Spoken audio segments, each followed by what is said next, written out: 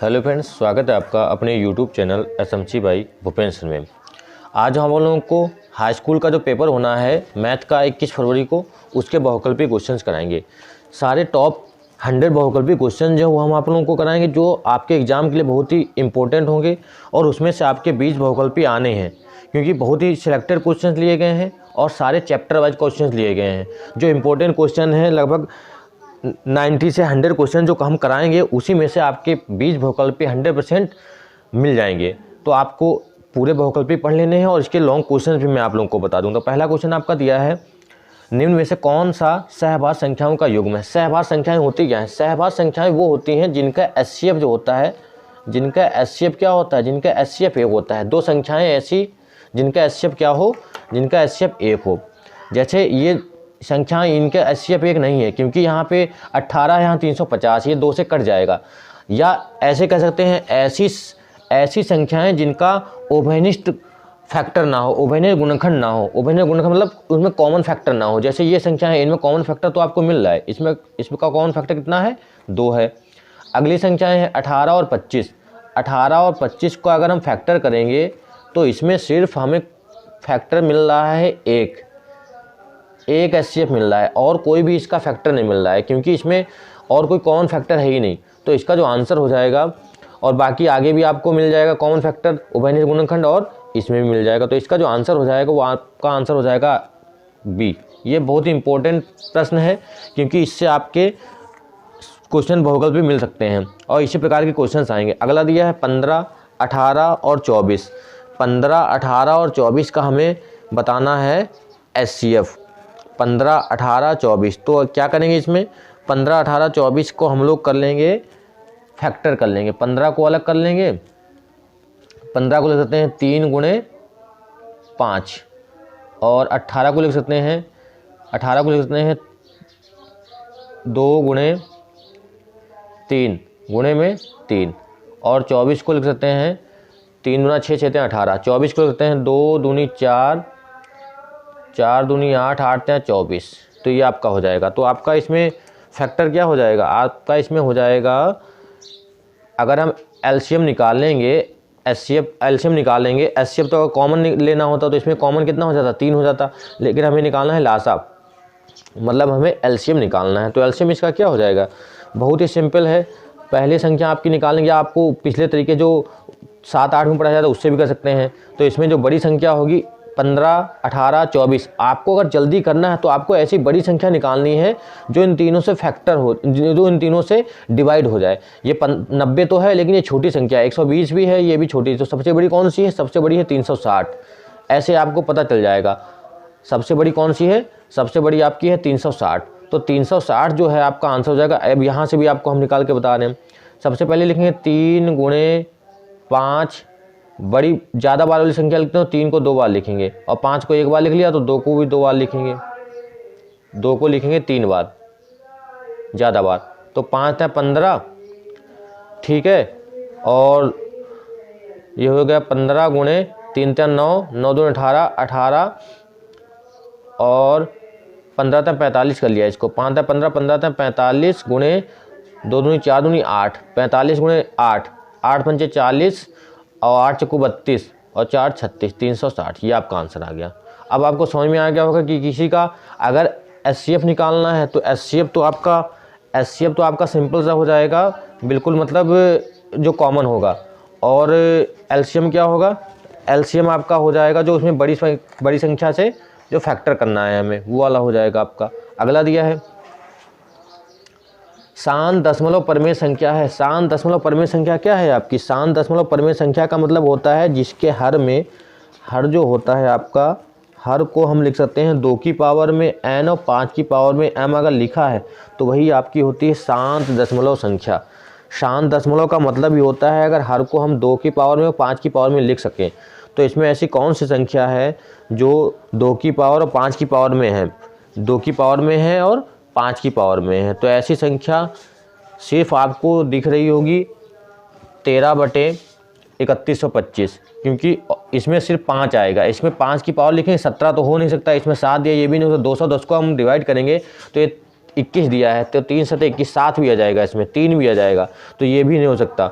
तो इसका मतलब सिर्फ ये वाला आपका आंसर बचा। आपको देख के भी, सिर्फ आपको एमआर सीट पे क्वेश्चन ऐसे करने हैं जो देख के भी कर सकते हैं बस। अगला दिया है, किसी पूर्णांक m के लिए प्रत्येक धनात्मक सम पूर्णांक का रूप होगा। किसी पूर्णांक m के लिए प्रत्येक धनात्मक सम पूर्णांक का रूप होगा। तो ये आपको बताना है सम पूर्णांक। सम पूर्णांक में क्या होता है, अगर हम m का मान रख दें, अगर हम m का मान रख दें 1, तो m का मान अगर हम 1 रखेंगे तो यहाँ पे m का मान 1 हो गया, तो ये सम तो बनेगा नहीं, तो 3 रखेंगे तो विषम हो जाएगा। यहाँ पे अगर 2 रखेंगे तो विषम हो जाएगा। तो हमें सम पूर्णांक बताना है किसी धनात्मक m के लिए प्रत्येक धनात्मक सम, तो सिर्फ 2m हो जाएगा और भी इसका कोई भी रूप नहीं हो सकता। अगला क्वेश्चन दिया है 22/7 माइनस का पाई है। ये आपको संख्या बतानी है कि 22/7 माइनस का पाई क्या होगा।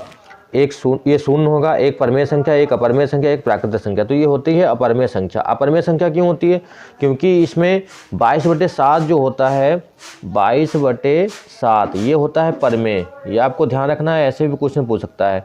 और जो पाई होता है ये होता है अपरमेय। ये क्या होता है, अपरमेय, इरेशनल नंबर। ये होता है रेशनल नंबर।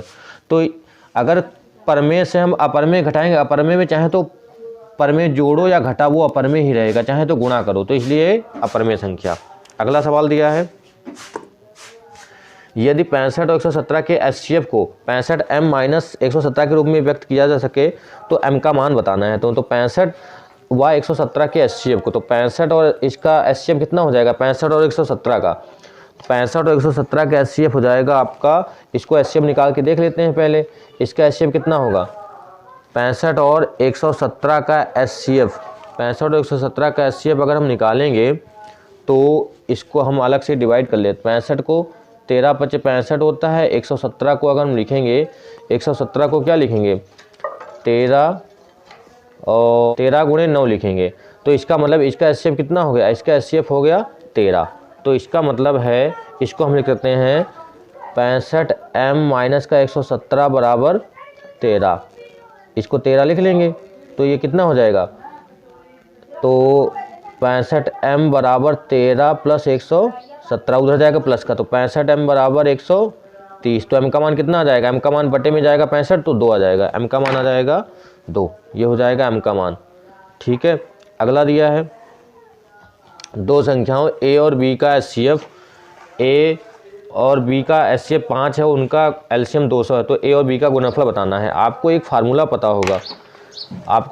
पता होगा, कि दो संख्याओं का पहली संख्या गुणे दूसरी संख्या बराबर होता है एचसीएफ गुणे एलसीएम। इससे सवाल जरूर आएगा। पहली संख्या, दो संख्याएं दी हैं a और b, इनका एचसीएफ दिया है 5 और एलसीएम दिया है 200, तो हमें गुणनफल बताना है। तो ये कितना हो गया, सीधा सीधा आपका 1000 हो गया। ये आपका हो जाएगा 1000, ये वाला आपका आंसर हो जाएगा। 98 के अभाज्य गुणनखंड होंगे। 98 के अभाज्य गुणनखंड क्या होंगे, 98 को फैक्टर कर लेंगे, 2 से काटेंगे, 4 दूनी 8, 9 49 हो गया, 7 बटे में 7 से 49 होता है 1, तो इसको लिखेंगे 2 × 7 की पावर 2। ये वाला आपका आंसर हो जाएगा। अगला दिया है कि 4x + 6y - 18 और 2x + 3y - 6 बराबर प्रतिच्छेदी हैं, तो समांतर हैं, तो या समपाती हैं। तो इसको हम a1 का मान कितना है, 4 और बटे में 2 बराबर 6 बटे में 3 बराबर -18 बटे में -6। ये आपका होता है a1/a2 बराबर b1/b2 बराबर c1/c2। तीनों की वैल्यू निकालेंगे। अगर ये अलग अलग आ रहे हैं तो या कैसे मान आएंगे, पहले हमें पता करना है। तो 3 दूना 6, 2 दूनी 4, 3 दूना 6, ये हो गया आपका, और ये माइनस में कैंसिल, तो 18, तो 2 बराबर 2 डेट नॉट इक्वल टू 3 आ रहा है। इसका मतलब समांतर में क्या होता है, समांतर में होता है, अगर समांतर रेखाएं हैं तो a1/a2 बराबर b1/b2 date not equal to होता है, प्रतिच्छेद होता है तो a1/a2 date not equal to b1/b2, और समपाती में तीनों बराबर होते हैं। अतः रेखाएं कैसी हो जाएंगी, अतः रेखाएं हो जाएंगी आपकी समांतर। अगला दिया है x + 3y बराबर 7 का हल है। x + 3y बराबर 7 का हल क्या होगा आपका, x + 3y बराबर 7। तो इसमें वैल्यू रख के देख लेंगे कि x + 3y 7 कैसे आएगा। तो तो x प्लस 3y बराबर 7 आपका आएगा। इसमें मान कितना दिया है, इसमें जो मान दिया है x का मान अगर हम 2 रखें, ऑप्शन से अगर हम कर लेंगे 2 रखेंगे यहाँ पे और यहाँ पे 3 रखें तो 5 ही आएगा। ठीक है, यहाँ पे आपका ऑप्शन गलत दिया है, यहाँ पे प्लस का 2 होगा। तो यहाँ पे क्या हो जाएगा, x का मान अगर हम 1 रखेंगे तो ये हो जाएगा 1 प्लस 3 गुणे 2, तो 1 प्लस 6 बराबर हो जाएगा 7। ये आपका ऑप्शन नंबर 3 सही हो जाएगा। अगला सवाल दिया है समीकरण 5x माइनस 3y बराबर 2 में x का मान 1 है तो y का मान बताना है। x का मान आपका 1 दिया है तो इसमें x की जगह पे 1 रख देंगे, तो 5 गुणे 1 माइनस का 3y बराबर 2, तो 5 कम 5 माइनस का 3y बराबर 2, तो माइनस का 3y बराबर 2 माइनस का उधर जाएगा 5, तो माइनस का 3 बचेगा, माइनस में कैंसिल, तो y का मान कितना आ जाएगा, y का मान 1 आ जाएगा। माइनस का 3y बराबर माइनस का 3, माइनस माइनस कैंसिल, y का मान कितना आ गया 1। ये वाला ऑप्शन आपका सही हो जाएगा। अगला दिया है समीकरणों 2x प्लस ay बराबर 1 तथा 3x माइनस 5y बराबर 7 का कोई भी हल नहीं होगा यदि a का मान है। कोई भी हल नहीं होगा, कोई भी हल नहीं होता है तब समीकरण के मान कैसे होते हैं, कोई भी हल नहीं होता तो समीकरण के मान होते हैं, समीकरण का मान होता है a1 बटे a2 बराबर b1 बटे b2 नॉट इक्वल टू बराबर c1 बटे c2। तो ये आपका बताना है, ये हो जाएगा a1 बटे a2 बराबर b1 बटे b2 नॉट इक्वल c1 बटे c2। तो ये होता है a1 बटे a2 बराबर b1 बटे b2 does not equal to c1 बटे c2। तो डज नॉट से हमें मतलब नहीं है, इससे हमें मान निकालना है। तो 2 बटे में 3 बराबर a बटे में माइनस का 5, तो तिरछी गुणा कराएंगे a बराबर माइनस का 10 बटे में 3। यह वाला ऑप्शन आपका सही हो जाएगा। ये आपके 12 क्वेश्चन हो गए। इसके आगे और भी बहुत सारे क्वेश्चन हैं, अगले वीडियो हम आपको कराएंगे।